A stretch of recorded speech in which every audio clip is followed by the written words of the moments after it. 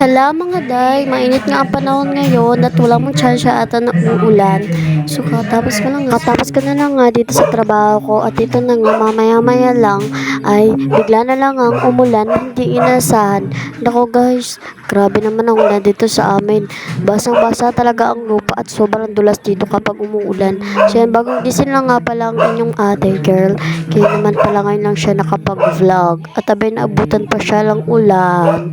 So yan mga guys, grabe yung ulan dito.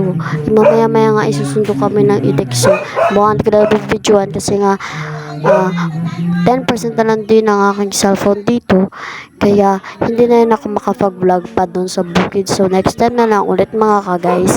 So ito nga, sobrang din na paligid at kumukulog-kulog pa dahil nga sa mapa na paron. Kaya binilisan ko na at baka matamaan pa ako ng kidlat. Chot! So ito ako sa kapitbahay naka-charge dahil nga sa wala kami charger. Matapos mag-charge, ilang minuto at makakonsume ako ng 20%, lumabas muna ako at para kahit papaano ay makapag-vlog ako dito. At dito na nga habang nag-vlog ako, nakita ko na naman yung si rain ng ulan. At nang makalabas na nga ang rain ng ulan ay tumutulo na nga ito sa cellphone ko, kaya minilisan ko na rin yung paglalakad ko dahil mukhang bubuga na nga itong rain ng ulan. So dito ay kitang-kita niya yung puti dyan sa bukid sa likod ng bahay niya dito. So grabe talaga kapag pinagpatuloy niya pa yung ulan na to, babahan na talaga. Tingnan niyo guys, grabe yung bali to sa taniman. Sobrang ng tubig dito level kasi nga may kanal yan dito siya. Kapag napuno ng ulan yung kanal, isa diyang babatag at maabot yung lugar namin dito. Buti na lang mataas ang bahay namin. So dito may gana-gana pa talaga ako mag-post dito guys. Ay chot. So sorry kung maingay background kasi nga nag-aayos sila tita ng kanilang bubungan. So char lang. So dito nga guys, grabe yung dilim ng paligid dito kasi nga as in ngayon habang na-voice over ako ganun pa rin panahon at grabe tawang-tawa pa ako dito na hindi ko nga alam ay sese ni ate girl.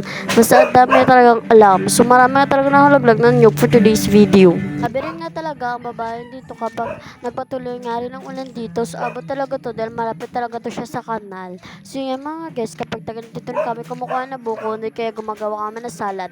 Kasi masarap yun mga guys at grabe kasi sila magtanim dito, sobrang sipag. Parang ako, chat! So ito nga guys, ay kakatapos lang din ng ulan, kaya nga umitaw sa pag-vlog at pinost ko muna. Dito na naman siya, bumalik na naman, sobrang itim na naman ang clouds dito guys.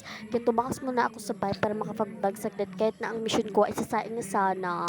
Kaso lang guys, ay grabe naman talaga ang person na ay katamad ay magsaing. Chat! Tsaka tapos ako ng ulan ay gusto ko magkape. So nainis ako, wala namang ininit sa bahay. So ako lang muna naiinit. So nagpapalit ako, lumabas din ako para mag-vlog.